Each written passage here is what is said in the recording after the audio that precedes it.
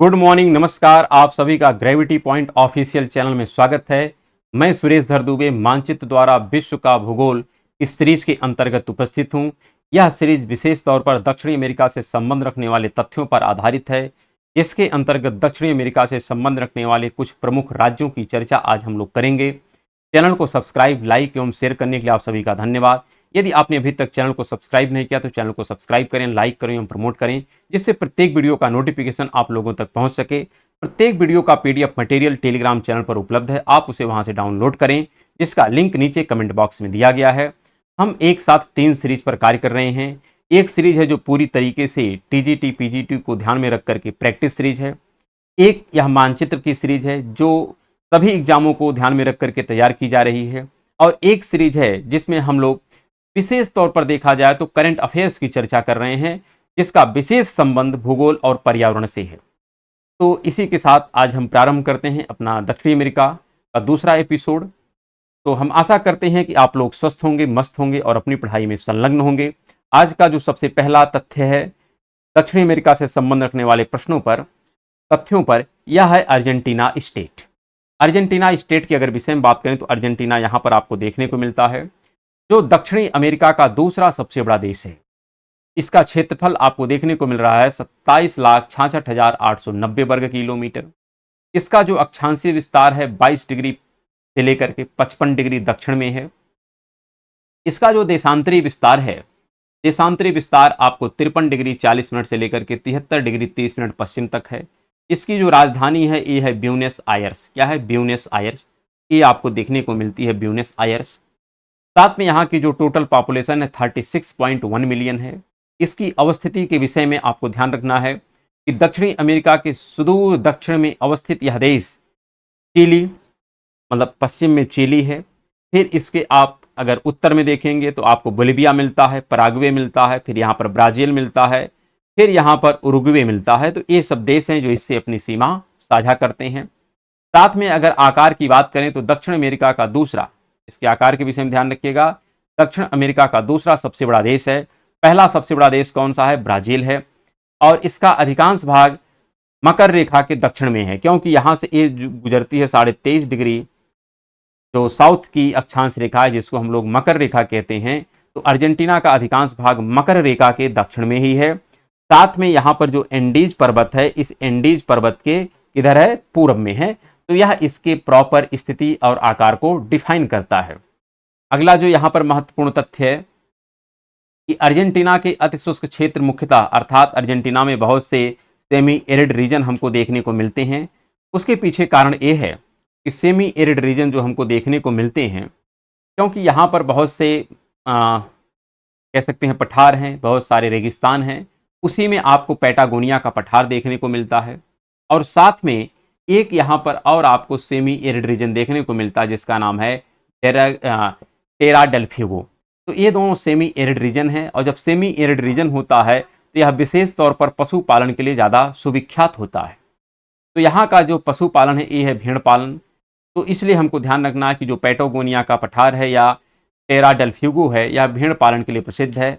और यहीं पर आपको मिलता है पंपास का घास का मैदान। जैसे प्रेरीज का घास का मैदान आपको मिलता है यूएस में, स्टेपीज का देखने को मिलता है यूरेशिया में, उसी प्रकार यहाँ पर मिलता है पंपास।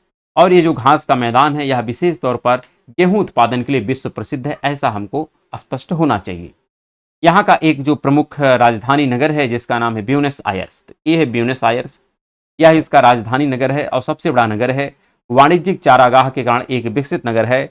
वाणिज्यिक चारागाह इसलिए है क्योंकि यह क्षेत्र सेमी एरिड रीजन में है और इसके आसपास जितने भी आप उद्योग धंधे देखते हैं सब पशुपालन से संबंध रखते हैं, इसलिए यह चारागाह के संबंध में एक विकसित नगर के रूप में जाना जाता है। अगला जो नगर आपको मिलता है ये है रोजेरियो। अब रोजेरियो आप इसी के थोड़ा सा ऊपर में देखेंगे तो यहाँ पर मिलता है रोजेरियो। ये जो रोजेरियो है यह गेहूं के अर्धचंद्राकार क्षेत्र अर्थात व्हीट क्रिसेंट वाला एक महत्वपूर्ण नगर है। ब्यूनस आयर्स के साथ मिलकर एक सन नगर का निर्माण करता है, अर्थात ब्यूनस आयर्स और रोसेरियो ये दोनों मिलकर के एक सन नगर बनाते हैं, कन्वर्जेशन का निर्माण करते हैं, अर्थात जुड़वा नगर यहाँ पर बनता है। तो आपको यह बात स्पष्ट होनी चाहिए। और ये दोनों जो क्षेत्र होते हैं यह सेमी एरिड रीजन के समीप हैं इसलिए यहाँ पर कह सकते हैं जो प्रमुख धंधा है यह क्या है, मांस प्रसंस्करण से संबंध रखने वाला यहाँ पर प्रमुख धंधा विकसित हुआ है। और इसी दृष्टिकोण में यहाँ पर आधुनिक बूचड़ खाना भी आपको देखने को मिलता है। और इस बूचड़ खाने का जो नाम है ये भी आप देख सकते हैं, फ्रिगोरी हिस्को। तो यहाँ फ्रिगोरी हिकोस जो यहाँ का आधुनिक बूचड़ खाना है यह भी आपको देखने को मिलता है रोजेरियो नगर में। अगला जो यहाँ पर नगर है इसी अर्जेंटीना का, ये है बाहिया ब्लांका। तो बाहिया ब्लांका आपको यहाँ पर देखने को मिलता है, ये है बाहिया ब्लांका। ये बाहिया ब्लांका का जो क्षेत्र है यहाँ पर पंपास के गेहूं अर्धचंद्राकार क्षेत्र का एक प्रमुख नगर है, क्योंकि यहाँ पर पंपास का मैदान है और जो गेहूं के उत्पादन के लिए काफ़ी ज़्यादा प्रसिद्ध है। तेज चर्चाएं इस पे तो हम लोग आगे करेंगे जब हम दक्षिणी अमेरिका के प्राकृतिक प्रदेशों की चर्चा करेंगे। इसके अंतर्गत हम दक्षिण अमेरिका की नदी, पर्वत, पठार, मैदान, इन सब की चर्चा करेंगे, तो इस पर हम पुनः आएंगे। लेकिन अभी तो केवल हम पॉलिटिकल की बात कर रहे हैं। पॉलिटिकल के पश्चात हम इसके फिजिकल एस्पेक्ट की चर्चा करेंगे, इसके पश्चात जो हमारा एपिसोड होगा। तो यहाँ पर अगर हम अगले नगर की बात करें तो अगला नगर हमको देखने को मिलता है जिसका नाम है मेंडोजा। क्या देखने को मिलता है अब मेंडोजा, ये है मेंडोजा। मेंडोजा एंडीज पर्वत के उपसलाता दर्रा के समीप है, अर्थात यहाँ पर एंडीज पर्वत का एक दर्रा है और उस दर्रे का नाम है उपसलाता। अब उपसलाता दर्रे के समीप है तथा ट्रांस महाद्वीपीय रेलवे का एक जंक्शन है। ट्रांस महाद्वीपीय रेलवे का क्या है, एक जंक्शन है, अर्थात एक ऐसा रेलवे यहाँ पर प्लेटफॉर्म, रेलवे कह सकते हैं ट्रैक है कि जो ट्रांस महाद्वीपीय है। ट्रांस महाद्वीपीय का तात्पर्य है कि दक्षिण अमेरिका से उत्तर अमेरिका में यह प्रवेश करता है, तो उसी का यह क्या है, जंक्शन है। ऐसा भी हमको ध्यान में रखना है, ठीक है। अगला जो हमारा प्रमुख राज्य है ये है गुयाना। अब गुयाना के विषय में हमको ध्यान रखना है सबसे पहला कि गुयाना है कहाँ पर। तो गुयाना का यह प्रॉपर लोकेशन, आप गुयाना को ये देख सकते हैं, ये है गुयाना। तो गुयाना का टोटल एरिया है 2,14,970 वर्ग किलोमीटर। इसकी जो राजधानी है ये है जॉर्ज टाउन। क्या है, जॉर्ज टाउन। इसका जो अक्षांशीय विस्तार है 1 डिग्री 30 मिनट उत्तर से लेकर के 8 डिग्री 30 मिनट उत्तर तक यह स्थित है, अर्थात यह इक्वेटर के उत्तर में स्थित है। यह तथ्यात्मक जानकारी हमको स्पष्ट होनी चाहिए।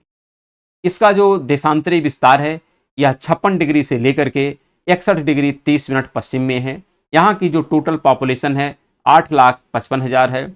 इसकी जो अवस्थिति है, अर्थात इसके आजू बाजू में कौन से देश हैं, इसको हमको समझना है। तो दक्षिण अमेरिका के उत्तर में अवस्थित एवं 3 देशों से घिरा हुआ है, अर्थात इसके एक तरफ आपको देखने को मिलता है वेनेजुएला, एक तरफ सूरीनाम है और एक तरफ आपको ब्राजील है। तो 3 देशों से यह अपनी सीमा साझा करता है और अटलांटिक महासागर से यह अपना तट शेयर करता है। तो यह इसके विषय में एक सूक्ष्म जानकारी थी जो हमको स्पष्ट होनी चाहिए। और इसकी राजधानी आपको क्या मिली है, तो जॉर्ज टाउन मिली है। क्या मिली है, तो जॉर्ज टाउन। यहाँ पर आपको ये देखने को मिलता है जॉर्ज टाउन है, ये है आपका जॉर्ज टाउन। तो जॉर्ज टाउन इसकी राजधानी है। चलिए अगला यहाँ पर राज्य हमको देखने को मिलता है, इसका नाम है फ्रेंच गुयाना। राज्य की अगर बात करें तो यह किसका पार्ट है, तो आपको स्पष्ट होना चाहिए यह फ्रांस की अभी वर्तमान में अभी भी यह फ्रांस के अंडर में ही है। ये है फ्रेंच गुयाना।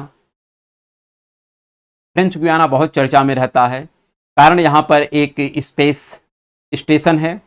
स्पेस स्टेशन कहें या हम लॉन्चिंग पैड है जहाँ जिसका नाम कोरू है। तो कोरू एक फ्रांस का यहाँ पर लॉन्च स्टेशन है जहाँ से हम सैटेलाइट को लॉन्च करते हैं। और यहाँ से किस प्रकार के सैटेलाइट लॉन्च किए जाते हैं, ये है एरियन सैटेलाइट। भारत के भी बहुत सारे उपग्रह जब भारी भरकम उपग्रह जब हम इसको कम्युनिकेशन अर्थात जियो स्टेशनरी ऑर्बिट में भेजना होता है तो इसी एरियन स्पेस स्टेशन का या एरियन सैटेलाइट का हम लोग प्रयोग करते हैं, जो कोरू से छोड़ा जाता है, जो कहाँ पर है, फ्रेंच गुयाना में है। फ्रेंच गुयाना की राजधानी क्या है, कैएन है। क्या है, कैएन। तो आपको ध्यान रखना इसकी राजधानी का नाम है कैएन। तो फ्रेंच गुयाना की राजधानी है जिसका नाम है कैएन, ये आपको ध्यान रखना है। अक्षांशीय विस्तार की अगर बात करें तो 2 डिग्री से लेकर के 5 डिग्री 45 मिनट है। और देशांतरी विस्तार की बात करें तो 52 डिग्री से लेकर के 54 डिग्री 30 मिनट पश्चिम में यह स्थित है।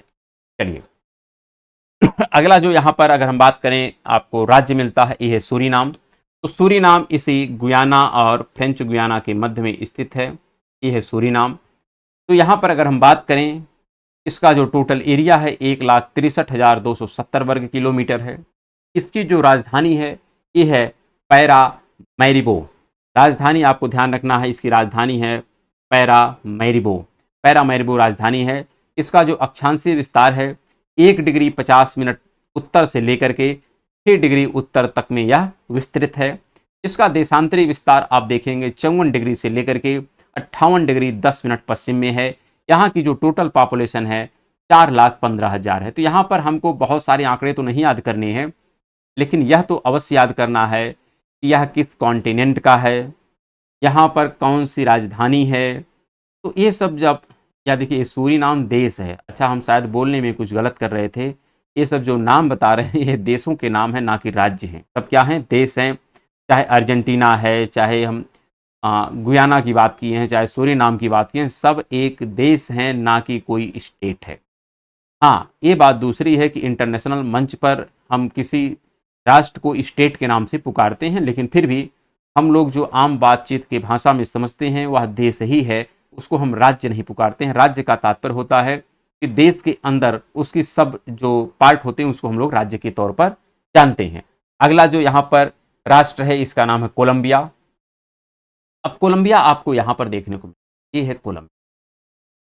ये कोलंबिया जो राज्य स्टेट कहें या राष्ट्र कहें, इसके विषय में आपको ध्यान रखना, इसका जो टोटल एरिया है 11,38,910 वर्ग किलोमीटर है।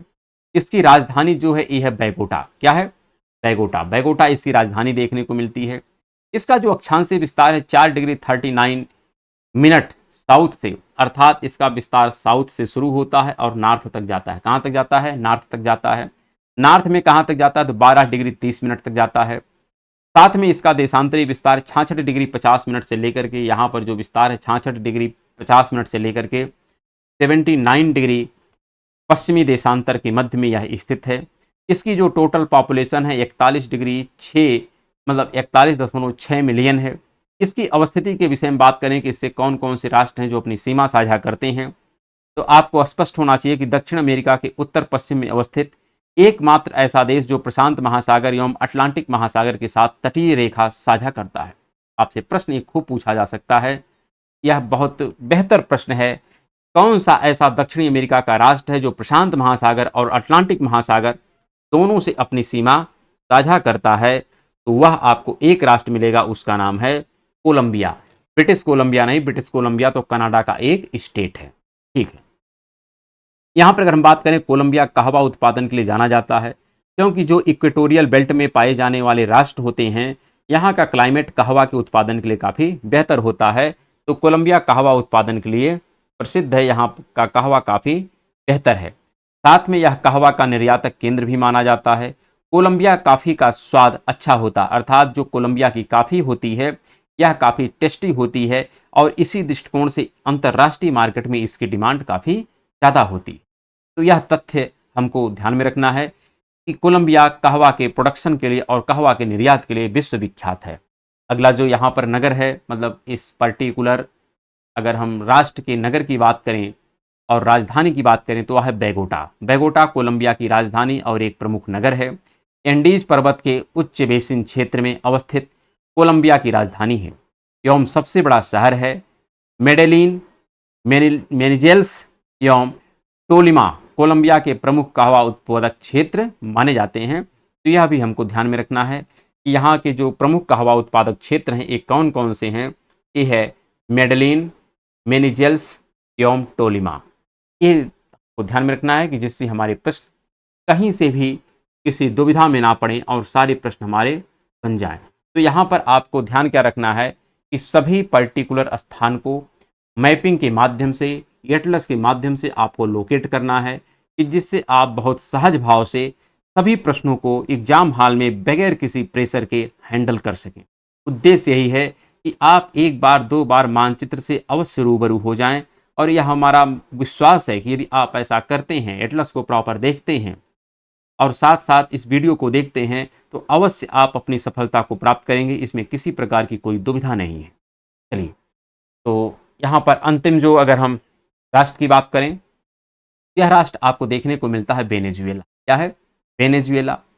वेनेजुएला का अगर टोटल हम एरिया की बात करें, वेनेजुएला का जो एरिया है, क्षेत्रफल है, ये है 9,12,050 वर्ग किलोमीटर। राजधानी इसकी है काराकस क्या है, इसकी राजधानी आपको देखने को मिलती यहाँ पर है काराकस। साथ में इसका अक्षांशीय विस्तार 0 डिग्री 38 मिनट से लेकर के, अर्थात यह एकदम इक्वेटर के पास में स्थित है। और उत्तर में कहाँ तक इसका विस्तार है, 12 डिग्री 13 मिनट उत्तर तक स्थित है।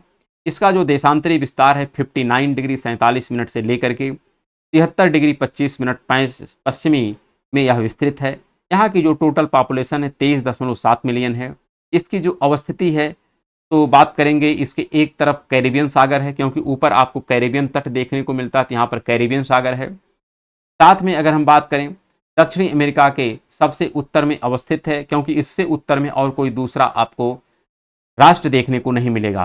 कोलंबिया भी है, तो यह मैक्सिमम उतने उत्तर में नहीं है जितना उत्तर में आपको वेनेजुएला देखने को मिलता है। ठीक है, यहाँ पर अगर हम बात करें, विश्व का जो सबसे ऊंचा जलप्रपात है जिसका नाम है एंजल जलप्रपात, वह इसी वेनेजुएला में देखने को मिलता है।